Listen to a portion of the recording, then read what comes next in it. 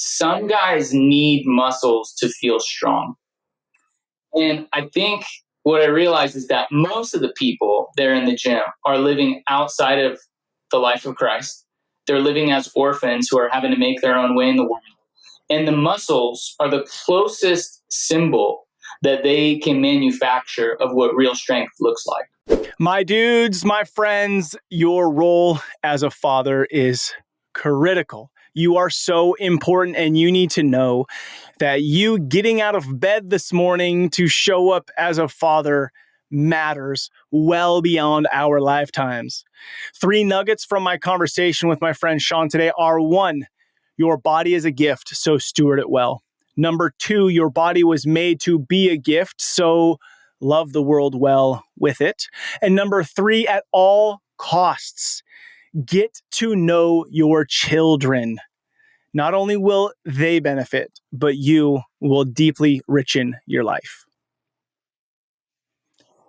Welcome to Fatherhood Field Notes podcast, where I interview incredible fathers, gaining wisdom from their stories for you and I to grow in our own craft. I'm your guide, Ned Shout, father to 5 kiddos, currently ages 11 to 18, and husband to my rad wife, Sarah, working on our 20th year of marriage. So yes, my friend, I am in the thick of it with you, and I am working daily to rebel against the low expectations our culture set for fathers and create a world where fathers know who they are as they show up for their families. You and I have the greatest opportunity to impact our world through the way we embrace our fatherhood role. This episode is brought to you by the Adventure of Fatherhood, helping men discover their powerful fatherhood role and build their fatherhood skills. The role of the father is to serve, to guide, to provide, to protect, and of course, find joy and have fun in the messiness of it all.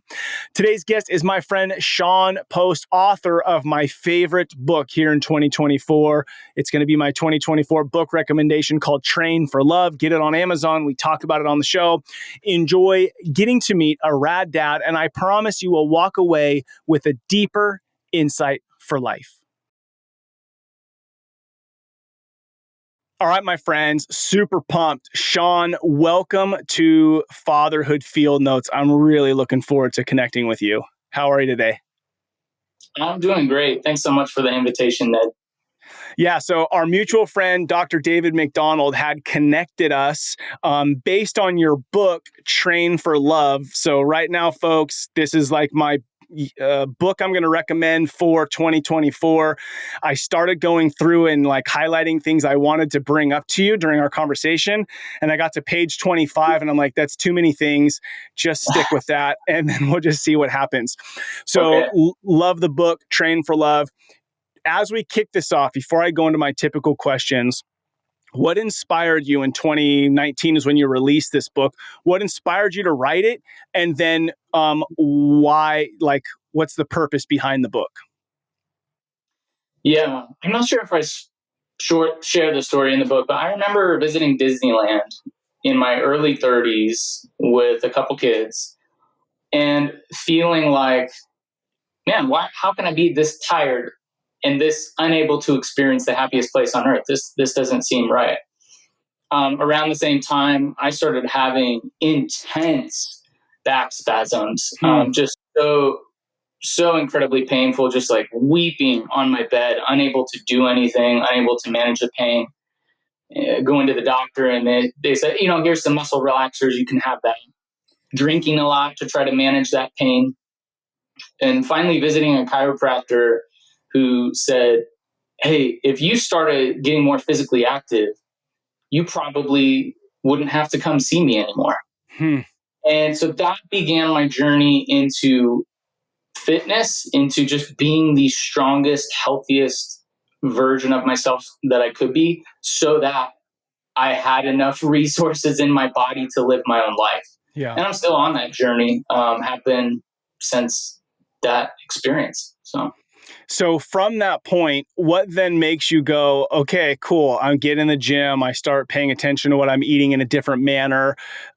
Why write a book about it? Yeah, I think the great commandment from Jesus in Matthew 22 is he says, hey, love God with all your heart, soul, mind, and strength. And I realized, an epiphany, I guess you could call it, that strength was very much tied to our biology.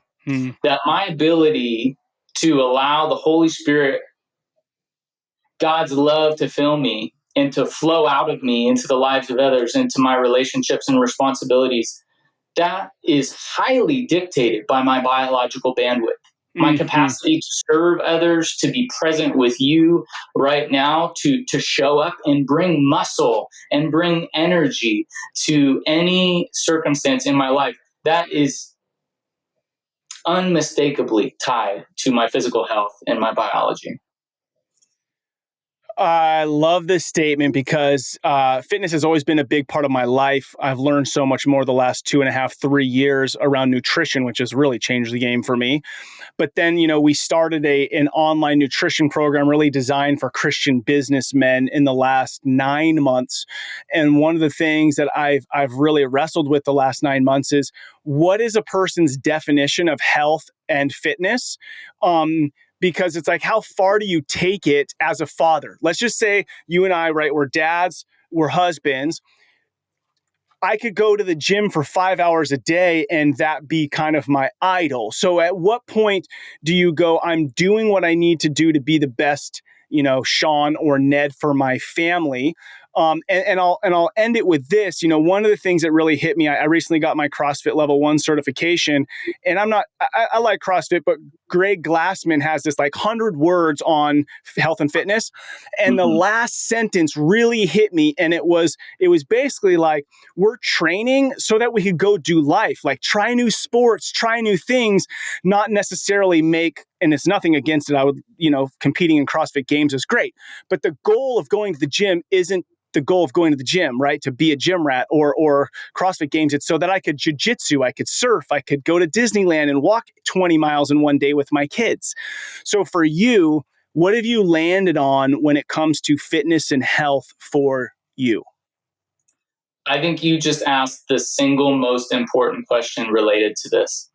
Because like any if our calling as disciples is to comprehensively reorient every area of our life under the leadership of Jesus, our finances, our sexuality, our physical fitness, it's possible it's still possible to F up in any of those areas. Yeah. Right. Yeah. And so the trap hidden underneath the floorboards that you're describing here is that we then take this, oh, Jesus cares about my fitness, and we run with that as a license to overdo it, basically. And I remember one distinction that's mentioned in the book that was so clearly important to me is there's a difference between how fit I can be versus how fit I need to be in this particular season of life. And I could say a lot more about that, but I think about the numbers that I could put up on back squat or how fast I used to be able to run a mile at one point. And it's like, oh, I know I can do that. But okay, for what Jesus says in my life right now, for the responsibilities that are in front of me, the relationships and inner circle, maintaining that and what's in front of me, for spending adequate time with God, putting all those big racks in the jar, so to speak, in light of all of those variables, what does Jesus say about how much time I should be spending working on my physical fitness? And so the real key, I think, is to ask Jesus that question. How fit do I need to be? What does my regimen need to look like now based off of the season of life that you have me in? And actually having that thoughtful conversation with God. Yeah, I agree. So in a sense, it's unique for everybody to some extent.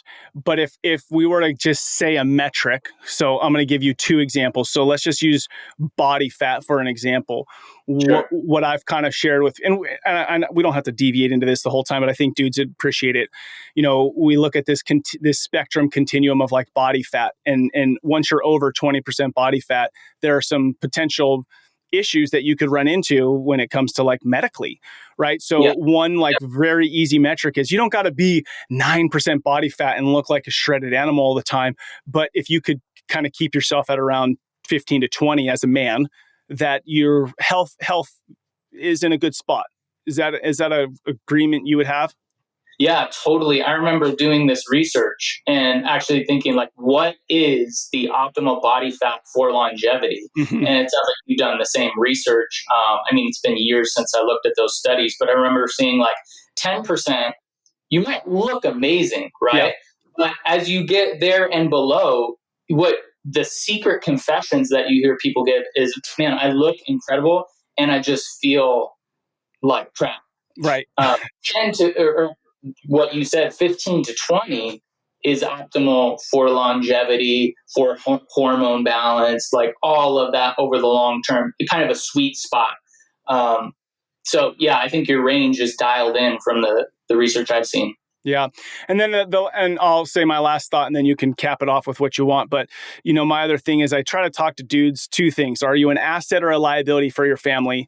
And then you Mhm. can't be prepared for everything, right? I don't want to live in fear like, well, what if my kid drowns or what if this or what if that? But are you prepared for anything? So with leading that, it's like the things you want to do with your family. Do you have to go to the bar at 5 o'clock at Disneyland because you're tired and you're going to let them go? Or do you have to sit in the bar while your kids are skiing? Or do you have to sit on the shore while your kids are water skiing, as just three examples, because you just are not in a position to do any of those things? And so I like to get guys thinking about what do you want to participate in and to what extent. Like I saw a 67-year-old dude at doing Murph, and the dude was jacked and he was doing it with his daughter and her husband. Like that's cool, to be able to live life at the level he wants with his family. Um, any last thoughts on that? And then I'll get into my dad questions. Yeah, I guess the last thought is, I have a gym membership at kind of one of those bro gyms right now, and I'm Nice. only using it for sauna. So sauna is like a big part of my life right now. I'm doing it 4 or 5 times a week. And so in my flip flops, I'm walking through the gym, passing all of the like jacked bro dudes.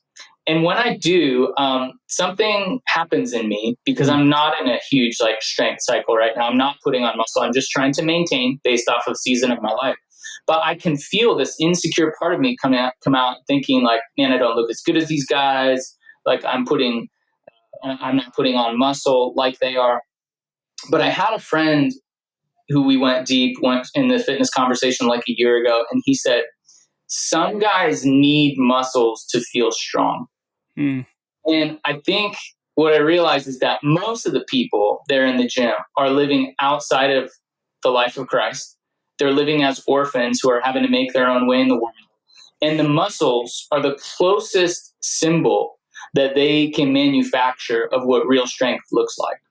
And so, of course, the Bible gives us a much deeper definition that not only do I want to, be physically fit so that God's love can flow through me in my life, but the real truth of strength is inner. Like, does my soul have the resiliency to do increased work capacity over time, which is actually the definition of fitness for CrossFit. And it's like, at a soul level, life is progressive overload. God wants me to be able Mm. to put more weight on the bar. So am I simultaneously engaged not just with a fitness regimen, but with a spiritual regimen that is enabling me to bear increasing load over time as I move through life. And so I think those two pieces together, that's the full picture that's really important to keep in mind. And it's what I always have to remember when I walk by the bros at the gym. Dude, I love it. I'm going to end with this section of just reading a little sentence that you put in on page 24. I highly encourage you folks, like, go to Amazon, pick up Train for Love by Sean. The link will be inside in the show notes. But I love this. It says, so perhaps it's more accurate to say that our bodies are gifted to us, and then we gift them back to our chosen idol and object of affection. And I mean, so much is challenging us right there of how do I view my body? Okay, my body is a gift to steward from the creator of the universe. And then it's not to steward to look in the mirror and, wash my clothes on my abs, although good for you if you can. But it's so that I can go love the world well. But I love too how you're challenging it is what are you loving well in the world? So dude, freaking beautiful. I love the whole concept of the book. Wonderful. Any last thoughts as I make that statement? No, thanks for the encouragement, Ned. It's good to know that there's some truth there to be mined, and I'm grateful that it's been helpful to you and to others. So. Yeah, well, dude, yesterday a guy texted me, "Hey, do you know of any books that kind of bring fitness and faith together?" And I'm like, "Well, this is the one I think does it the best, which is your book." All right, Sean, how many years have you been married? 15. Yeah, bro. What's the secret to being married 15 years? What's the one thing you'd tell to the guy who's at year 7 to help him make it to year 15? Yeah. Take the plank out of your eye and stop trying to take the speck out of your wife's eye. Oh my gosh. Yesterday, I took my wife golfing for the first time. We kind of been like hitting this season where we need to connect, and she's never even swung a club, dude. And she's like, "No, let's just go do 9 holes." I'm like, "All right." So we go to the driving range for 15 minutes, and we get out there, and we're about to celebrate 20 years next week. And I was laughing because I was giving her some feedback, and the look she gave me from like looking down at the ball to looking up at me while I'm sitting in the cart for my feedback. I'm like, 20 years, I should know feedback is not something you want from me. Yes. So Yes. yeah, work on my own golf game. All right. How many kiddos do you guys have? We have 4. 4. Love it, dude. Love it. Yeah. Okay. What's the age spread between these kids? Yeah, we've got middle school all the way down to early elementary. Okay. So what would you tell the guy who has kids who are just in elementary, who he's foreseeing middle school's coming?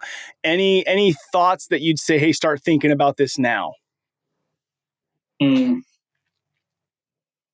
Yeah, I mean, it's depicted in a lot of like, childhood Disney movies like, Inside Out and Turning Red and all of that. But it's like puberty is a massive shift in the psychological independence that your child will express as they look to kind of test their weight, imposing their will against you.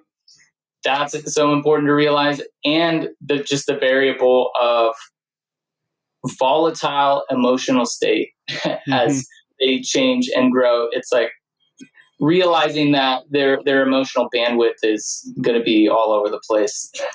So as a dad, basically just holding space for that, awareness of that. Yeah. I think the thing I'm trying to do with my oldest right now, I'm not sure if you're familiar with John Tyson, primal path, concepts like that. Yeah. So I've been planning for years, and my oldest is at a stage where we've now done kind of that first trip on the 13th birthday and trying to walk through the process over the next few years of what does he need to know, be, and do in order to become a man that's ready to live well in this world. And I think, gosh, that's a lot of hard work. That's a lot of planning. But I think it's very important to have a path like that for your boys and your girls planned out. As like, how do I guide them through these years? Because the finish line of young adulthood for them and independence, that is a blink of an eye. A blink of an eye. I heard by the time your child is 7, you've already spent 50% of the time with them that you will have in your entire life.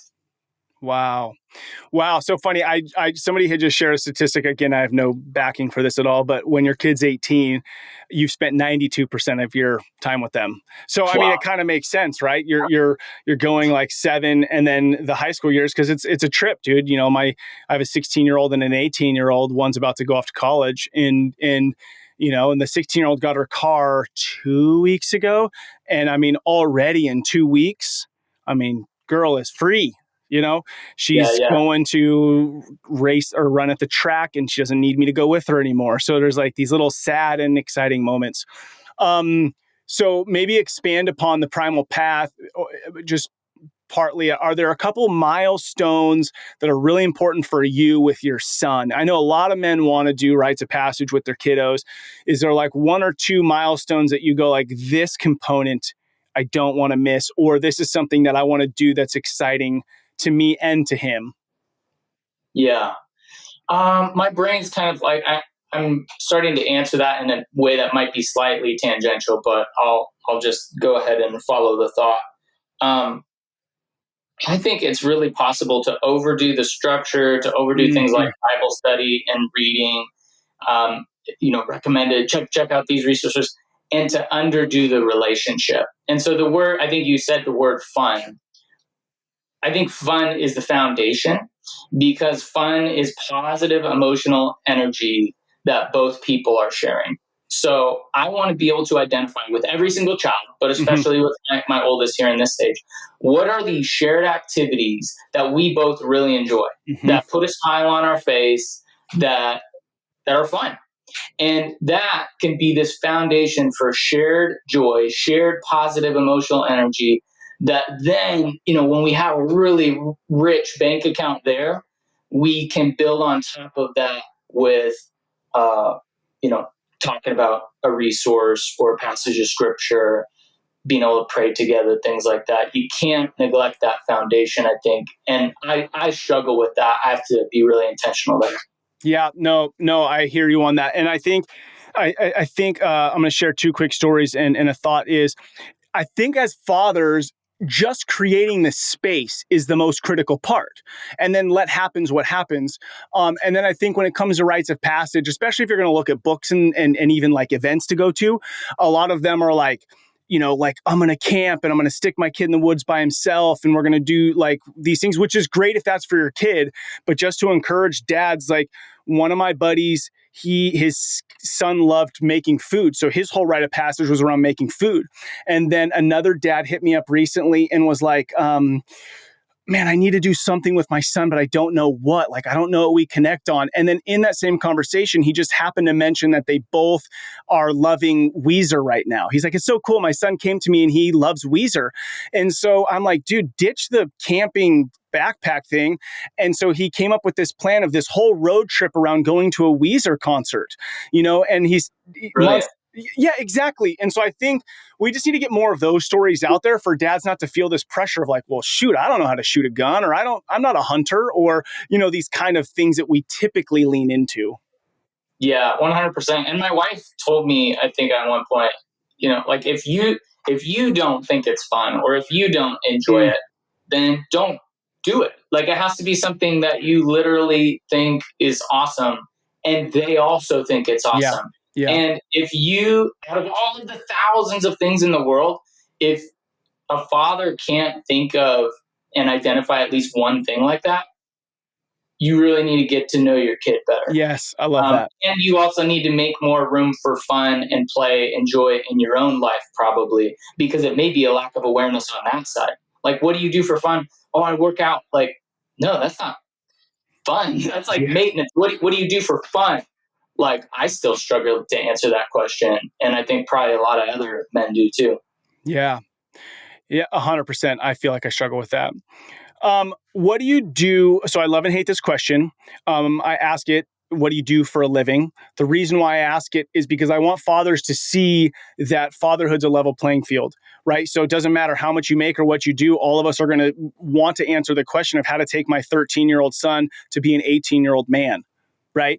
And so what we do as a living just helps us see that it doesn't matter how much you make, that you can create the opportunity to go through the same things as every other father. So with that being said, to whatever extent, we know you wrote a book. What else is it that you do to provide value in the world and for your family? Yeah.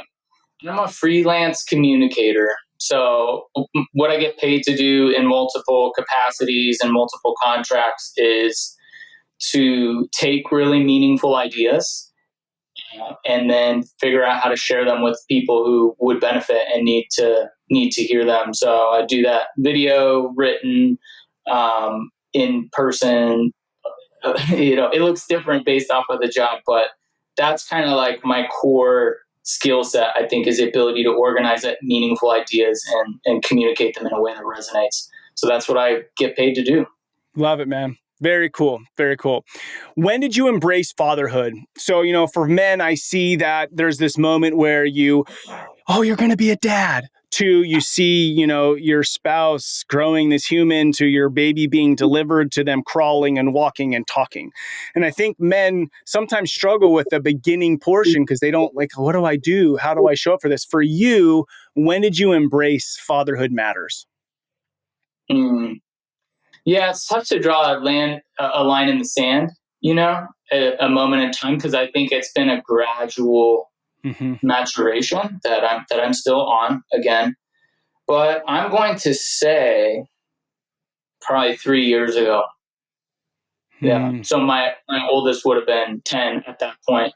That was a real pivot point in my own journey, the journey of my soul. And that's when I began to really understand the weight and the opportunity of the investment that is being a father. Yeah, beautiful. Okay, so I'm reading I'm mentoring somebody, and I'm rereading with them Morgan Stanley's book, Becoming a King, and the second chapter is all on sonship. Like how if we want to be kings, we want to be good fathers, we need Yeah. to be great sons as well.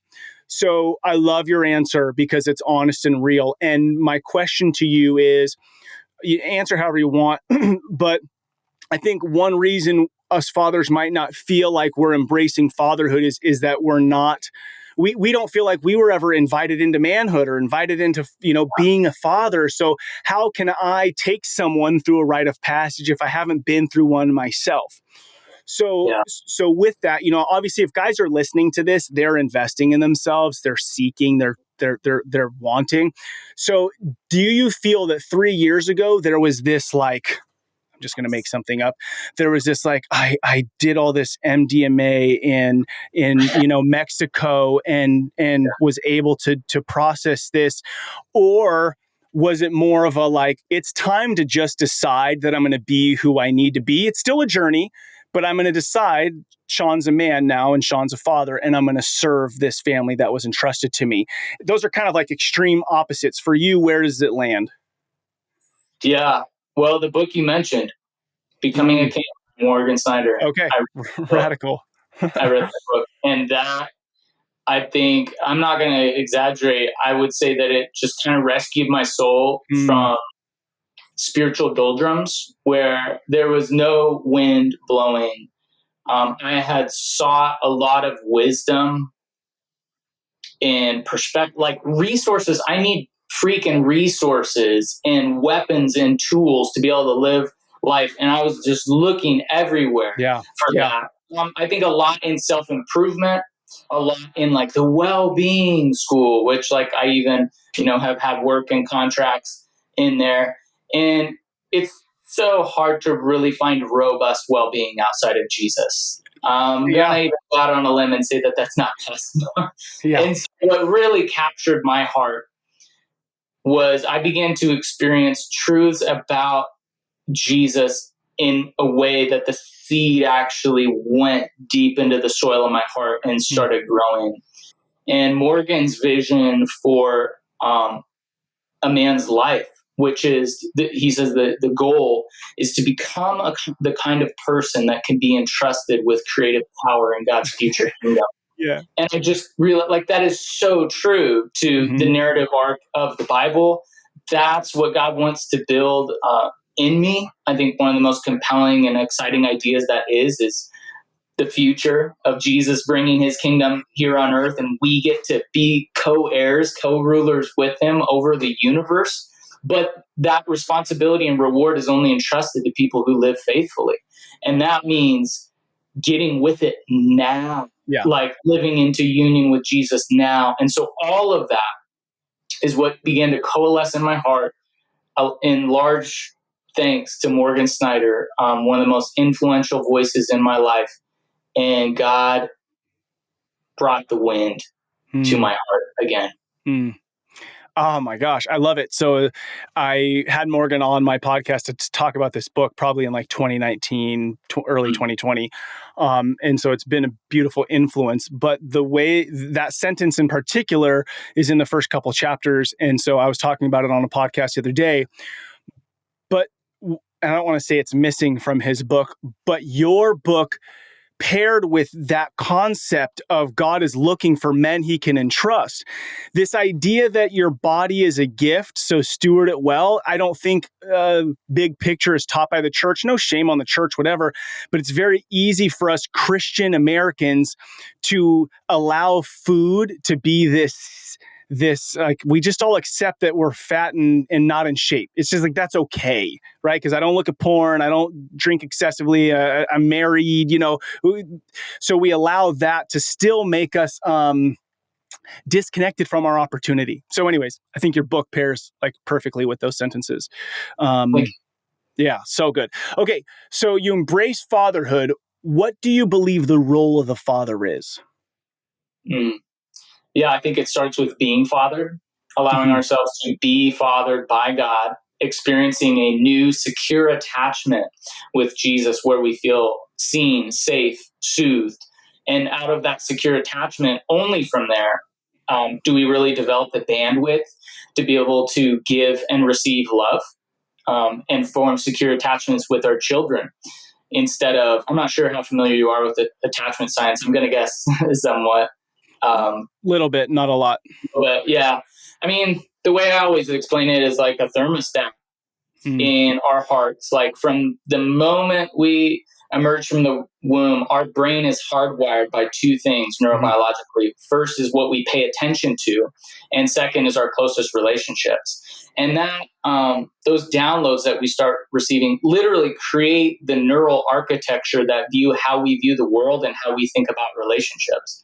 And those that view of the world, that thermostat, can be broken down into an attachment style that is characteristic of how we relate to people, either avoidant or chaotic, or these different pieces. The goal is secure attachment. And I think that's Jesus brings us back into that, the ability to be, secure with him, give and receive love there. Then as I'm receiving all that goodness from who God is, I have the ability to then go try to be a good earthly father to my kids. So that's how I think about that. Love it. Beautiful. As you think about your years of fathering, what's something that you were maybe stuck in your ways on? You thought it was one way, and then you have made some shifts. You're married, you have kids, you have like 5 other opinions in a sense in your house. So here's a silly one for me. I was anti-dog forever, just anti-dog, stupidest decision you can make. It's a waste of money. It's just a waste of time to have a dog. And I realized as I've been doing my own self-reflection this past year that was an area where it was a my way, and this is just my way, and there was no caving on it. And I realized for me, I needed to let go of that so that the world revolved less around Ned. So we have a dog now. He's growing on me. But for you, can you think of anything over the last 13 years that you've made a shift on in your belief around life or family, et cetera? Yeah, this one's something that I'm still working on, but it feels very top of mind. I think because I love words and I love their power and I'm a communicator, my wife has pointed out to me, gracious with the feedback repeatedly, that I do feel this internal pressure to always be bestowing something. Like if I have a drive with my oldest on the way to school, it's like, oh, how can I make this like a powerful conversation, some amazing insight, or guide him in the next thing? And it's like, okay, that's all right. That's maybe like a skill that God's given me, and certainly we need to make deposits of truth and wisdom into our children. But I think for me, this shift needs to be more towards just playful, fun, joy, connection,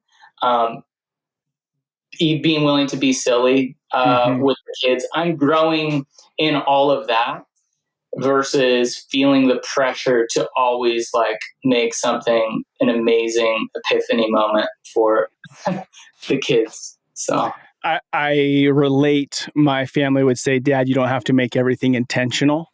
So similar.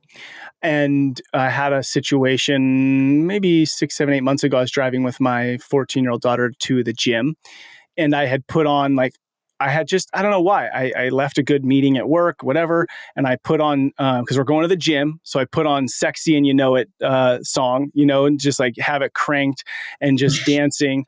And I made the comment, I was like, oh man, I'm excited to go to the gym with you. And I said, I love this version of myself. right? Like I was just being open. I love this version of myself, playful. And I will never forget the look in her eyes. She turned and she looked at me and she says, I love this version of you too. Wow. And I'm like, Wow. dang, right? Like it hits my soul that there's a lot of moments where I show up as too serious and not playful and maybe not a joy to be around because it's like we wanted, because going back to something you and I talked about before, it's like I almost have this desire to do things right all the time. Right. So am I dadding right? Am I fathering right, or husbanding right, or business right? Am I doing it right? Which comes to my own childhood stuff of wanting, whatever it is, my own attachment things that you talked about a moment ago of like, what am I looking for? Yeah. So yeah, very much relate to that. Yeah, I'm an Enneagram 3, like if that means anything, very driven, very ambitious. I'm always like, I get energy from being efficient and getting stuff done. Yes. And I think a lot of men feel like that. And in high school, I was voted the most competitive, like most competitive kid in the school. And that's always been really true of me. It is a part of my personality, but it struck me recently that I think the opposite of competitiveness, which is rooted in really a need to win, kind of an emotional need to win, I would say, at least that I've had. Like the converse, the opposite of that is the quality of just playfulness and joy, which is not rooted in a particular outcome. Play is not connected to efficiency or ambition or achievement or getting a trophy. And so that's why the last year, maybe two, that's been like a big word that God just keeps bringing back to me. Playfulness, peace, joy. Those are like good things within the heart of God that I know He wants to continue to gift to me and to help me grow in. So that's where I am right now for sure. Beautiful. You could skip this question. It's a two-part question, and I'll just lay it both out there so you can know where I'm going. The the question is about your dad. And I asked two questions with that. The first question I ask is, what's something you really appreciated about your dad? What's something your dad, you're just like, oh man, my dad blank. And then the second part of that question is, what's something that you wish your dad had done differently? And again, I know that's like, well, I wouldn't change my story necessarily, but what's something that maybe you're doing differently because of something you wish he would have? Yeah. I'm really grateful that my father was a physical provider for our family, that we were able to have all of our physical needs and more met through his hard work and provision there. I'm grateful that my dad, he did a good job prioritizing bringing us to church every weekend. And so from the earliest age I can remember, that was a part of my life, and I'm grateful for that. I think I'm guessing you've done this work of kind of like going back into family of origin stuff, realizing your thermostat, realizing how your relationship with mom and dad shape you in ways you don't even realize. And over the last years, I've certainly seen how that's true with me and my dad. I invited my dad to a counseling session, which is like a series of counseling within the last year or two that we went through. Wow. Some intense work together to try to bring about restoration. But that exposed, to get back to your question, that exposed what I had never been able to put my finger on. But what came out of that is I realized that there is a base of operations that darkness has in my dad's life, because to date, he is unable to confess and acknowledge specific sin in his life. And man, that's like a huge foothold for the enemy to work from. And it's done just, I was bleeping out my own expletives that are coming to my mind right now. But it has done incalculable damage to our family. So you can see, it's not coming from Jesus. Like that, this is the fruit of like darkness at work in the family. And so I even have really just led by the Spirit, tried to do everything I can in love to express this reality of a stronghold in his life and invite him to know, like, hey, it's safe to come into the light. It's safe to acknowledge specific sin that we've made. It's repentance. It is part of like growing in faith and maturing in Christ. And that's something that he is not responsive to at this point. So I actually don't have a working relationship or a communicative relationship with my dad right now, and it's not by my choice. It's not by my choice. So that's been a tough one that you hit on there, but I'm happy to be authentic in the answer. Yeah, no, I appreciate you sharing, because it's like I have, several close friends who express there's sometimes come this point in a man's life, unfortunately, and you and I don't want to be here, where you're between the ages of like 35 and 45, let's say. And it's almost like you become more of a parent. You've done enough work on yourself that you've matured beyond your own parent's maturity. Yeah. And it's interesting because we all want that dad, that guy to look to as the leader and the guide for us. Even though I'm 40, I care about what my dad thinks about me. And so it's interesting, like, what do you do? What do you do with that? I'll ask your opinion.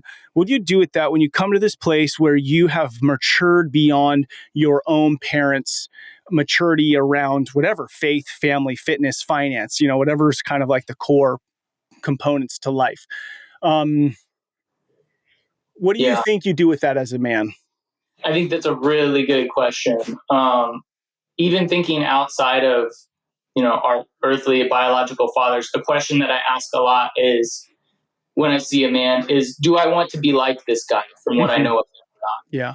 And the people that I really seek out and I welcome their voice in my life are men who are well-rounded enough that I want to be like them, or at least they're so exceptional in key areas that I'm like, yeah, you can invest in me. You can make a deposit. Let's have conversations.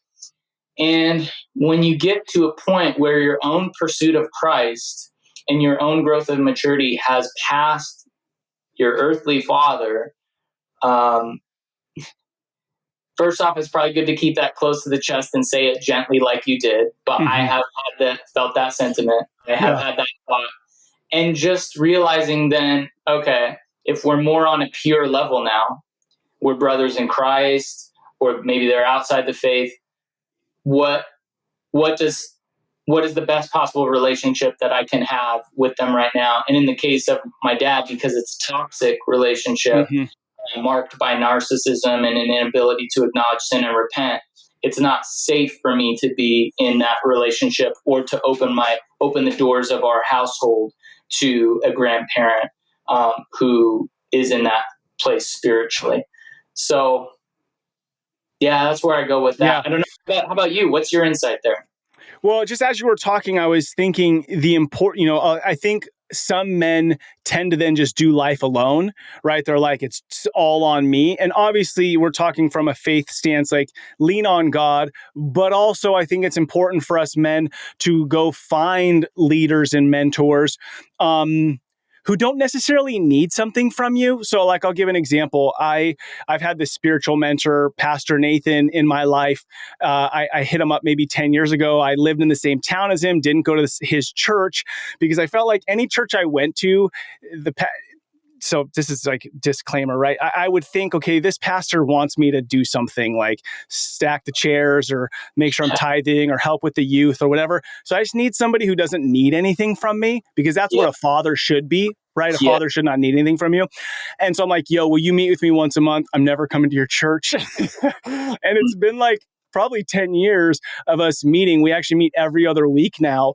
And so the thought that came to me while you were answering is that it's still very important to have men who are 10, 15, 25 years ahead of you that you're allowing to pour into you. And even more important, and then give your input, is accountability. Like if you're the top dog and the only person you're accountable to is your nagging wife, in air quotes, right? Like you're never really going to do anything with what she says. It just bothers you. That's not really accountability. If you don't have accountability in your life, you will fall. Or Yeah. you won't live to your maximum, is my opinion. What do you think about those couple comments I had? Oh, 100%. I mean, a really simplistic model of that you've probably heard is like everybody should have a Paul, everybody Mm-hmm. should have a Timothy.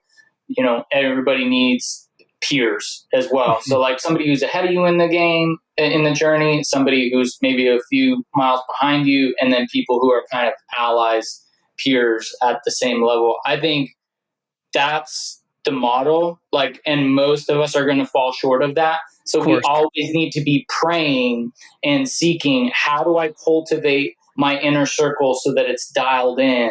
It's like a shield, really. Like if you don't have all those pieces in place, you don't have a relational shield for your life. And to your point with accountability, like, you have to have a couple men who you give permission to ask you any Yeah. question that there is. And if we don't have that, our soul is unprotected. Our Mm-hmm. soul is not safe if we don't have a level of a relationship with a mentor or with some peers that they can ask us anything. Yeah. So key. Yeah. Yeah. Oh, good. Okay. Now I want to come back to something that you said, because like your face and demeanor and everything was so perfect in this. So let's preface this foundation with, you and I both said that we want to, we like efficiency. We like to produce. Okay. Then there's something inside of us as men that are the provider and protector, but let's just lean Yeah. on provider. So if that's in us, like you and I are both created to provide, when I asked you the question, what do you appreciate most about your dad? The first thing you said, so this comes to the demeanor of it, is my dad was a great provider, right? Yeah. And so, okay, so what do you do with that as a man? That's innate in us. But if our kids in 20 years are doing a podcast together or having a conversation and they said to each other, what was your dad like? Neither of us want the answer to be he was a great provider. We would both much rather hear them say he was so playful, or he took us on the best adventures, or his pancakes on Saturday morning, it was just so fun, whatever, right? So Yeah. what do you do with that as a man when we're kind of created for providing and we find identity in that, but that's not necessarily what the answer we would want in 20 years? What do you think? Yeah.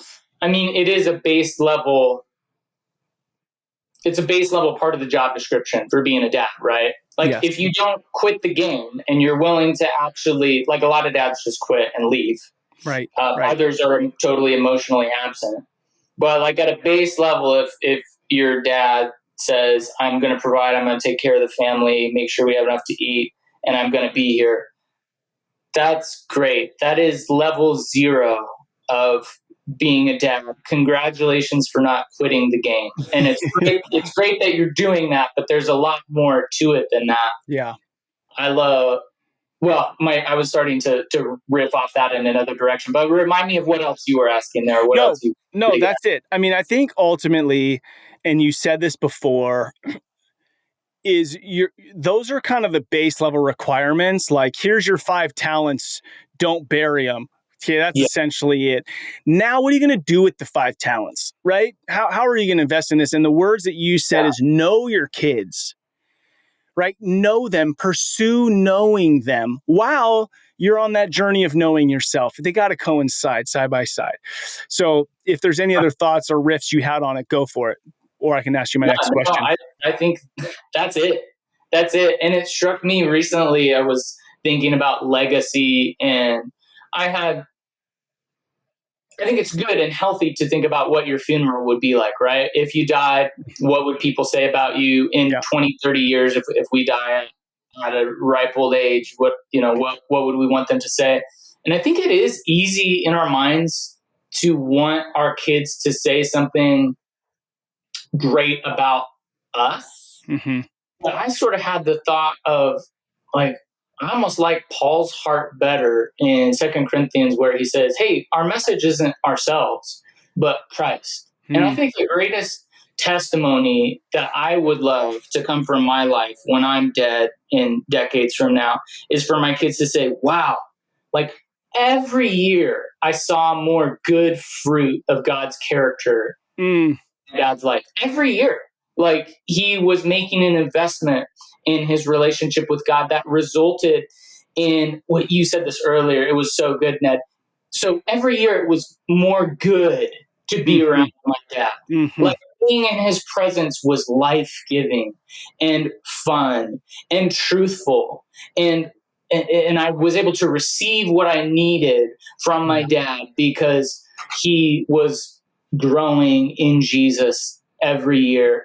And that will make them raise up their hands and say, Jesus, you are good. Thanks for saving my dad and walking with him. Mm.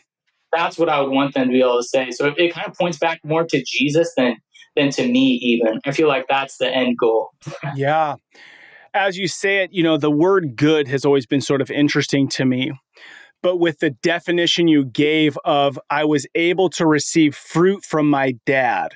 And what is the fruit? The fruits of the Spirit is what you listed, right? Am I able to give more love, peace, joy, kindness, kindness with my looks?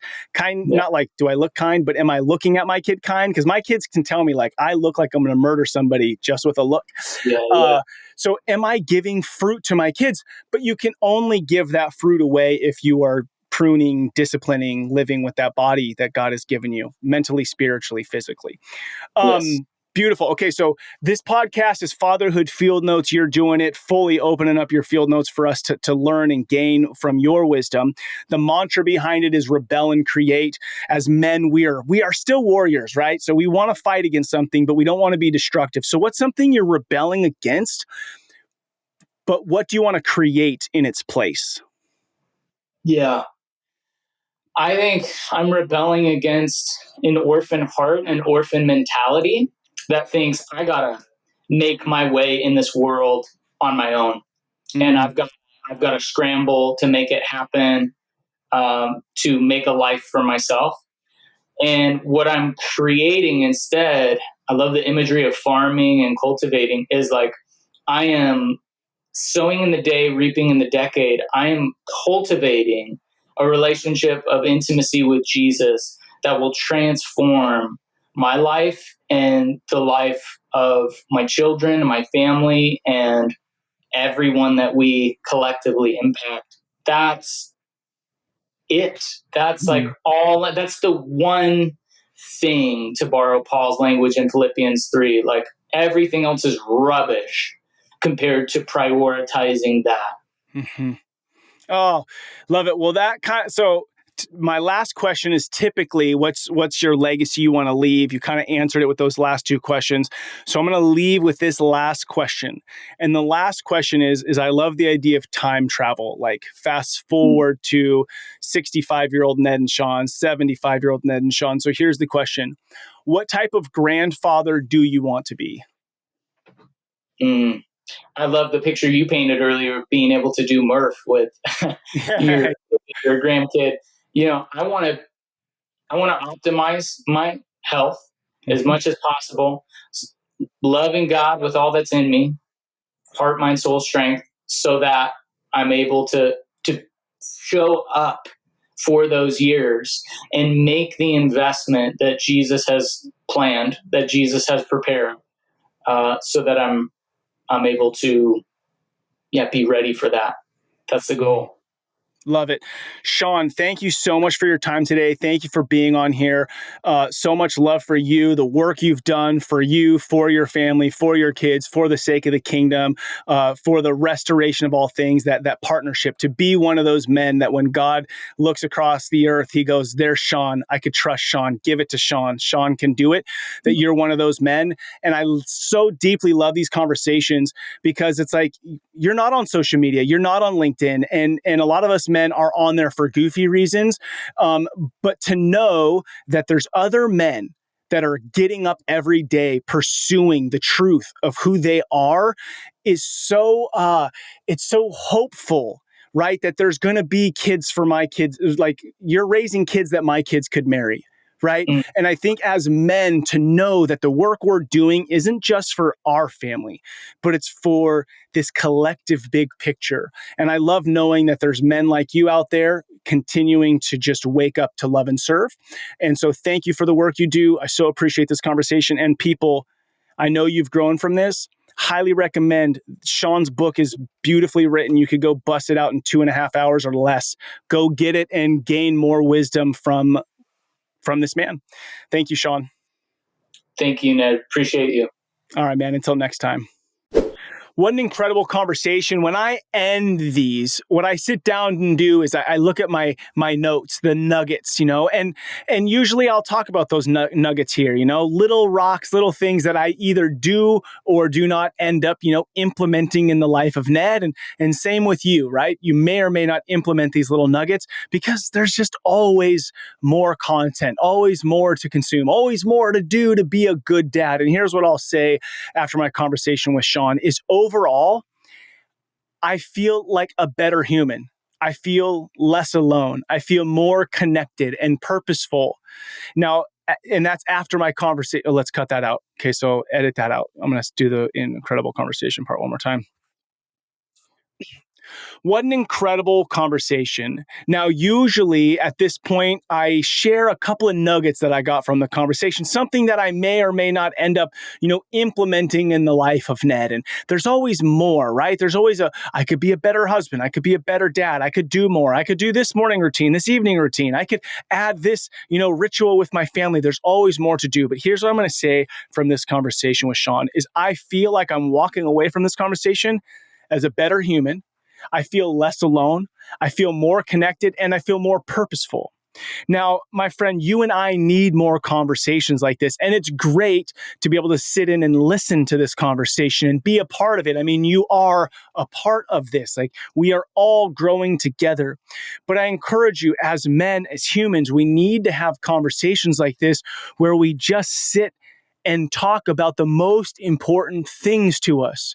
So my challenge to you over the next couple of weeks is invite a friend to dinner, out for a beer, out for a disc golf, whatever it is that you like to go do, and move away from the typical conversations around politics and sports and church or whatever it might be, and talk about life. Hey, tell me about your dad. Hey, ask the same questions to each other and grow, because I'm telling you, these conversations can help you not feel alone and help you feel connected. Now, as mentioned during the podcast, I have an online fitness program started about 6 to 9 months ago, Rise Up Kings Fitness, and we really connect faith and fitness. So if this is an area where you would like to step deeper into, go check out riseupkingsfitness.com, schedule a call with me, and we'll talk about it. If you enjoy these conversations, please write a review. Please copy the link and send it to a homie and say, hey, yo, you're a great dad, and I just listened to this podcast on health or on whatever, and fatherhood. I just thought you might enjoy it. The nugget is in you telling this guy, hey, I see you as a great dad. I see you not trying. I see you showing up for your family. And I just want to let you know that I notice you. You're seen. And then just send him the podcast, just a way to invest in him, and write a review. All right. Thank you to all you dads out there listening to Fatherhood Field Notes podcast. What you do matters. Do not be like everybody else. Your kids don't need the neighbor. They need you. So be yourself, show up for them, work on you, and love on them. This is your guide, Ned Shout. Together, you and I are rebelling against the status quo, and we are showing the world that fatherhood matters as we master this craft. I look forward to hanging out with you next week.